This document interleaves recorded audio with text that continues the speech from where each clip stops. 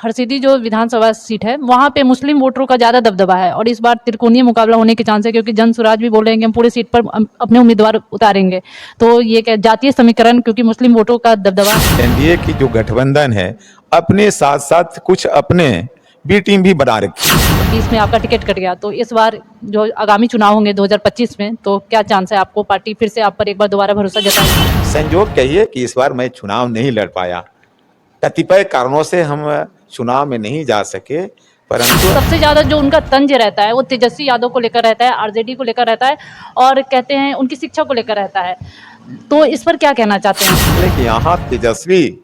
और चिराग की बराबरी करना उचित सा नहीं लगता है। अब उनके बेटे जो हैं उसामा शबाब, उनको आरजेडी ने फिर से लाया, वो चुनाव प्रचार कर रहे हैं। कोई सोची समझी स्ट्रेटजी थी या फिर अचानक से ऐसी लगा कि प्रशांत किशोर आ गए हैं मैदान में क्योंकि उनकी तरफ मुस्लिम वोटर जुट रहे हैं? परिवार में कुछ होता है, ज्यादा कदा ऐसी बातें होती है और निश्चित तौर पर परिवार के लोगों में अगर किसी तरह की बात होती है फिर मिल बैठ करके उसको ठीक कर लेते हैं। नमस्कार, आप देख रहे हैं एक्सपोज खबर और मैं हूं आपके साथ निहारिका मिश्रा। बिहार राज्य 2025 में एक बार फिर से मुख्यमंत्री चुनने जा रहा है, जहां आरजेडी के जो उप मुख्यमंत्री रह चुके हैं तेजस्वी यादव, उनके अलग हुंकार है और इस बार जो उनकी पार्टी है एकदम जद्दोजहद में लगी हुई है कि इस बार कैसे भी उनको मुख्यमंत्री बनाना है। वहीं जन स्वराज के शिल्पकार प्रशांत किशोर की अपनी ताकत है और वो भी जद्दोजहद में लगे हुए हैं कि इस बार बिहार को बदलना है, जबकि दूसरी ओर बीजेपी और जेडीयू इस जद्दोजहद में लगे हुए हैं कि 2020 वाला कारनामा फिर से दोहराया जाए और फिर से बिहार की सत्ता में काबिज हुआ जाए। लेकिन हम बात करेंगे आरजेडी के बारे में, क्योंकि अभी हमारे साथ मौजूद है हरसिद्धि के पूर्व विधायक राजेंद्र राम जी। इनसे बात करेंगे और साथ ही इनसे इस मुद्दे पर भी बात करेंगे कि अभी जो ये चुनाव होने वाले हैं 2025 में बिहार में, उसमें कैसा समीकरण है, आरजेडी को किस तरीके से देखा जा रहा है और जनता का आरजेडी पर कितना विश्वास है। तो इन सभी मुद्दों पर बात करेंगे। सबसे पहले नमस्कार सर। नमस्कार आपको भी। सर, सबसे पहले अभी जो ये क्या कहते हैं उपचुनाव हो रहे हैं, इसे कहा जा रहा है कि 2025 विधानसभा का सेमीफाइनल है, तो इसमें आरजेडी जो पार्टी है उसकी क्या स्थिति है, क्या लग रहा है इस बार? देखिए, निश्चित तौर पर राष्ट्रीय जनता दल जनता के बल पर मजबूती से बेहतर बिहार और बेहतर बिहारी बनाना चाहती है और निश्चित तौर पर जो आप मध्यावधि चुनाव की बातें कर रही हैं, वह मध्यावधि चुनाव में जनता का विश्वास आदरणीय नेता तेजस्वी प्रसाद यादव जी के अंदर, आदरणीय नेता लालू प्रसाद यादव जी पर है, क्योंकि विश्वास यूं ही नहीं, राष्ट्रीय जनता दल के नेता जो कहते हैं वह करते हैं। और आपने देखा होगा 17 महीने की जो सरकार हमारी रही, 17 महीनों में जो चीज 17 वर्षों में नहीं हुआ, बिहार के बेरोजगार आत्महत्या कर रहे थे रोजगार के अभाव में, कई राज्य सहित बिहार के युवाओं को 17 महीना के अंदर 5.5 लाख नियुक्ति पत्र आदरणीय नेता गांधी मैदान के ऐतिहासिक फील्ड में उन हाथों से बंटवाने का काम किए जिनके द्वारा यह गालियां दी गई थी आदरणीय नेता को कि अपने बाप के यहाँ से नौकरी और पैसा लाएगा। उन्हीं हाथों से बंटवाने का काम आदरणीय नेता ने किया और 4.5 लाख सरकारी नियुक्तियों की प्रक्रिया कर रखे थे, जो प्रक्रियाधीन था, परंतु चाचा हमारे पलट गए। यह बात सारी बिहार की जनता जानती है और युवा भी इस बात को जानते हैं। युवाओं में एक विश्वास, आत्मबल और बहुत बड़े अपने जीवन के प्रति विश्वास पैदा हुआ कि तेजस्वी यादव जी की सरकार में ही, उनके नेतृत्व में ही बेहतर बिहार और बेहतर बिहारी हो सकते हैं, रोजगार मिल सकता है, बेहतर स्वास्थ्य और बेहतर शिक्षा मिल सकता है। इसलिए बिहार के लोगों का विश्वास आदरणीय नेता में काफी बढ़ा है। जिस छटपटाहट में, जिस डर में बीजेपी या फिर एनडीए की जो गठबंधन है अपने साथ साथ कुछ अपने बी टीम भी बना रखी है और उन लोगों के माध्यम से घेरने का प्रयास है, परंतु जनता से बड़ी कोई शक्ति नहीं है और जनता अपने बल पर राष्ट्रीय जनता दल को चाहती है। सर, अभी बिहार में चर्चा है प्रशांत किशोर की, जिन्होंने बहुत से ऐसे नेताओं को सत्ता की चाबी तक पहुंचाया है। तो अमूमन वो तो बिहार की सभी पार्टियों पर मतलब मुखर होकर बोलते हैं, लेकिन सबसे ज़्यादा जो उनका तंज रहता है वो तेजस्वी यादव को लेकर रहता है, आरजेडी को लेकर रहता है और कहते हैं उनकी शिक्षा को लेकर रहता है। तो इस पर क्या कहना चाहते हैं? देखिए, स्पष्ट है, जिसके पास ज्यादा ताकत होती है बल लोग उधर ही लगाता है। तो राष्ट्रीय जनता दल के साथ बिहार की जनता की पूरी तरह से ताकत है और मजबूत ताकत को हिलाने डोलाने की कोशिश प्रशांत पांडे जी चाह रहे हैं, परंतु निश्चित तौर पर आपको हम बतला दें कि बिहार की जनता मन और मिजाज बना चुकी है। चाहे जितना मुखर होकर बोलते नहीं हैं, राजनीतिक प्रतिद्वंदता के साथ जो द्वेषपूर्ण राजनीति भाजपा के लोगों ने बिहार के अंदर किया और बिहार के नेता को दबाने का प्रयास किया, जो जनता की सरकार और जनता के नेता के रूप में हमदर्द रूपी विचार को लेकर, सेवा रूपी विचार को लेकर तेजस्वी प्रसाद यादव जी आगे बढ़ रहे थे, उसमें निश्चित तौर पर आपने देखा चाचा भी पलटी मारे कि अब तेजस्वी जी का तो इतना जनता के अंदर पकड़ होते जा रहा है कि कल होकर के हमारी वजूद नहीं बचेगी, वह पलटी मारे और भाजपा के लोग लेकर के साथ में गए। तो उन लोगों में डर है, डर के साथ जो बी टीम के रूप में इन अब जिनकी बात आप कर रही हैं वह आप तो जानते हैं कि वह राजनीतिक नीतिकार के रूप में अपनी दुकान चला रहे थे। तो राजनीतिक नीतिकार के रूप में देश के अंदर अपनी दुकान चलाने वाले एक आखिर उनमें राजनीतिक पार्टियां बनाने की विचार कैसे आई? मैं तो यूं ही कहता कि राजनीति वह करने के लिए नहीं, यह बीजेपी और एनडीए के लोगों के द्वारा प्लान, ये इनके द्वारा नीति तैयार की गई है कि अलग एक स्वतंत्र पार्टी बना करके, राष्ट्रीय जनता दल रुकने वाली नहीं है, मैं स्वतंत्र पार्टी बना करके उनके वोट को रोकने का काम करूंगा, तब एनडीए जीत सकती है। इस प्लान को एनडीए से यह पैक होकर के और उनके द्वारा दिए गए तमाम धनराशि के बल पर यह बिहार के अंदर कर रहे हैं और बिहार की जनता इस बात को जानती है, बिहार के युवा इस बात को जानते हैं, यहाँ के किसान और मजदूर, छात्र, नौजवान, तमाम लोग इस बात को जानते हैं कि तेजस्वी जी का विरोध करना मतलब बिहार की जनता का विरोध करना, बिहार के विकास का विरोध करना, बिहार के रोजगार का विरोध करना और बेहतर शिक्षा और स्वास्थ्य का विरोध करना। इसलिए वह कोई मतलब नहीं रखता है, वह प्रयास कर रहे हैं, नैतिकार है, अपना कर रहे हैं, लेकिन उससे कोई असर नहीं पड़ने वाला है। आदरणीय तेजस्वी प्रसाद यादव जी काम में विश्वास रखते हैं, जो बोलते हैं वह करते हैं। इसलिए आने वाले दिन में जो यह सेमीफाइनल आप कह रही हैं, निश्चित तौर पर इसको सेमीफाइनल आप कह सकते हैं। हमारी प्रयास है कि चारों सीट पर निश्चित तौर पर जनता हम लोग के पक्ष में फैसला ले रही है, यह चारों सीट हम लोग के पक्ष में आएगा और 2025 के लिए मन और मिजाज बिहार की जनता बना चुकी है कि निश्चित तौर पर बेहतर बिहार और रोजगार और स्वास्थ्य शिक्षा तेजस्वी प्रसाद जी के नेतृत्व में ही मिल सकता है। इसलिए मुख्यमंत्री के रूप में बिहार की जनता उनको मान चुकी है। इससे ये लोग घबराया हुआ लोग हैं, इसलिए जो बोल रहा है या फिर दिख रहा है वह सब सामने है। अच्छा, लोकसभा जो चुनाव अभी बीता है उसमें शहाबुद्दीन की जो पत्नी थी हिना शवाब, वो उनको आरजेडी ने कहीं ना कहीं ऐसा लगा कि साइडलाइन कर दिया, क्योंकि वो मतलब अकेले खड़ी हो गई निर्दलीय, और अब उनके बेटे जो हैं उसामा शवाब, उनको आरजेडी ने फिर से लाया, वो चुनाव प्रचार कर रहे हैं। तो ऐसा मतलब एक बार साइडलाइन कर दिया गया और फिर दोबारा उनको लेकर आया गया, तो ये ऐसी कोई रणनीति के तहत ये किया गया है? देखिए, जहाँ तक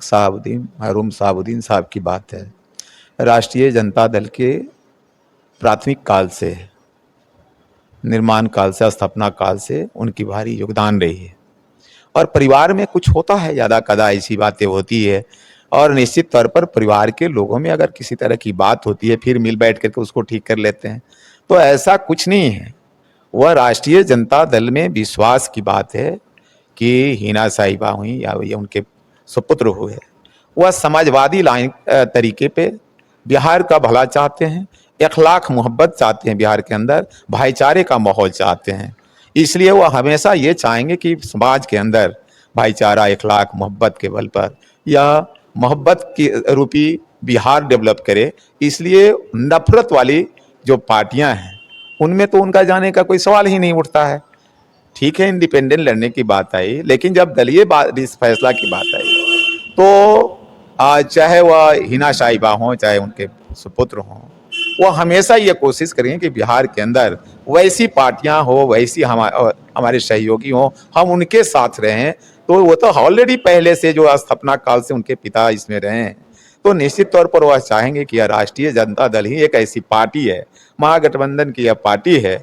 जो हमेशा बिहार और समाज के अंदर अमन, चैन, इखलाक, मोहब्बत देश के अंदर चाहती है और नफरत फैलाने वाले लोग के साथ जाने का सवाल नहीं उठता है। इसलिए कोई नीति की बात नहीं है और पहले से कोई नीति निर्धारण की बात नहीं है। यहाँ सीधे यह बातें थी कि बिहार के अंदर हम सभी लोग मिल करके वैसी ताकत को रोकें जो भाईचारा, इखलाक, मोहब्बत को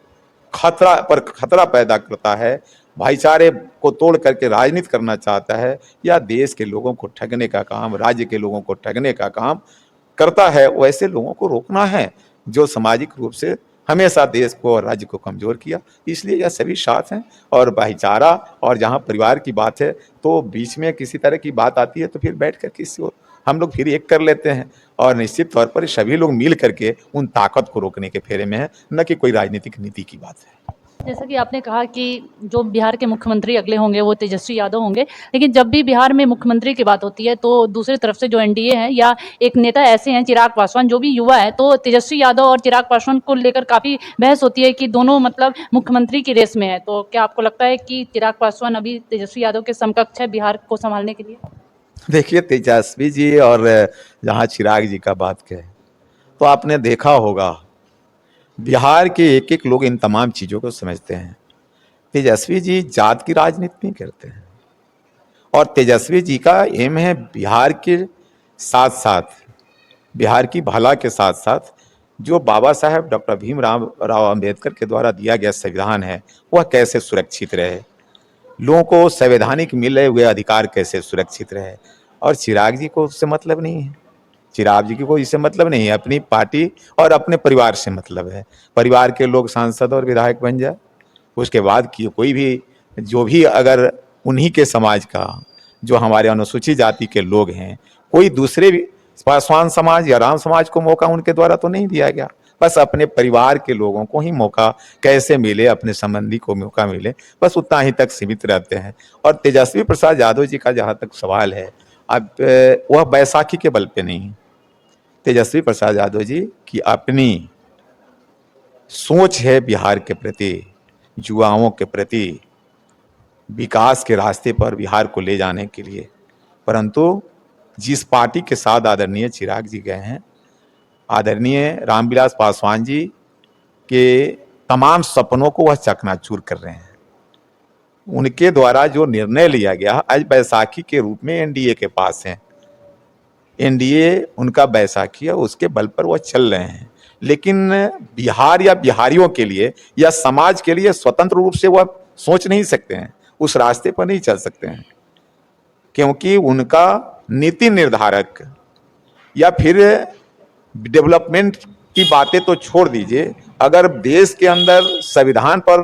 प्रहार करना हो, समाज पर प्रहार करना हो, किसान और युवा पर प्रहार करना हो, जो पार्टियां झूठ बोल करके और धोखा देती है उसमें वह शामिल रहते हैं। तो सवाल है कि यहाँ तेजस्वी और चिराग की बराबरी करना उचित सा नहीं लगता है। तेजस्वी प्रसाद यादव जी की अपनी ताकत है, अपनी सोच है और पॉजिटिव सोच के तहत वह बिहार को आगे ले जाना चाहते हैं। परंतु चिराग जी का कि अपनी पार्टी का कोई सोच नहीं है, वह एनडीए के द्वारा तय किया जाएगा और उस पर इनको चलना इनकी मजबूरी है। परंतु तेजस्वी जी बेहतर बिहार और बेहतर बिहारी चाहते हैं, इसलिए दोनों के बराबरी करना उचित सा नहीं लगता है। हरसिद्धि के पूर्व विधायक रह चुके हैं और हरसिद्धि जो विधानसभा सीट है वो पूर्वी चंपारण जो लोकसभा है उसमें काफ़ी फेमस है। तो पिछले 2015 में आप जीते और 20 में आपका टिकट कट गया, तो इस बार जो आगामी चुनाव होंगे 2025 में, तो क्या चांस है आपको पार्टी फिर से आप पर एक बार दोबारा भरोसा जताएगी? भरोसा की जहाँ तक सवाल है, आपने देखा है 17 महीने की जो सरकार आई थी, पार्टी के द्वारा मुझे बहुत बड़ी जिम्मेदारी दी गई थी,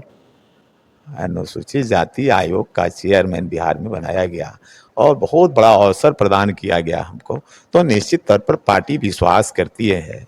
और जो मौका पार्टी दी शुरू से, चाहे वह 15 का मौका हो या बीच में मुझे प्रदेश प्रवक्ता के रूप में पार्टी में संगठन में मौका मिला हो या फिर 17 महीने के अंदर पार्टी के द्वारा जो जिम्मेदारियां दी गई, निश्चित तौर पर पार्टी हमें मौका देती रही है और मुझे उम्मीद है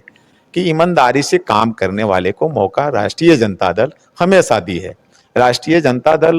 गरीबों की पार्टी है, इसलिए निश्चित तौर पर मुझे विश्वास है। मैं उस विश्वास के साथ नमन करता हूं हरसिद्धि की जनता को। हरसिद्धि की जनता को हम नमन करते हैं कि प्रथम बार हम चुनाव लड़ने गए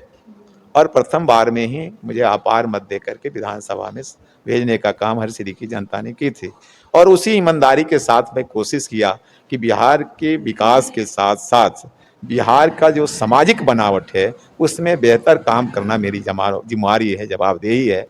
अच्छा, हरसिद्धि की सीट की बात करूँ, मेरा लास्ट सवाल है। मतलब पिछले 5 चुनाव में यहाँ पे 4 अलग-अलग पार्टियों ने सीट जीती है। तो इस बार अगर आपको टिकट मिलता है, तो इस बार क्या लगता है हरसिद्धि की जनता फिर से हरसिद्धि में एक बार फिर से ललटेन को मौका देगी? ये हम आपको बताए,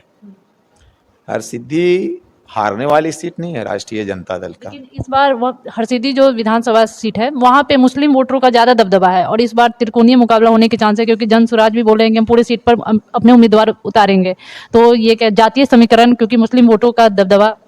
हम आपको बताए कि हर सिद्धि में मेरे लिए जात नहीं रहता और पार्टी नहीं रहता है। हर जाति और हर पार्टी के लोगों का सेवा हम शुरू से करते आए हैं और मुझे एक अपने नेता, सेवक और बेटा के रूप में हर सिद्धि के सभी जातियों के लोगों के द्वारा स्नेह, प्रेम, इखलाक, मोहब्बत मिलते रहता है। इसलिए चाहे कोशिश कोई भी पार्टियां कर ले, राष्ट्रीय जनता दल के आदरणीय नेता तेजस्वी प्रसाद यादव जी और लालू जी के विचारधाराओं में लोग, हर सिद्धि के लोग विश्वास करते हैं। और जहाँ तक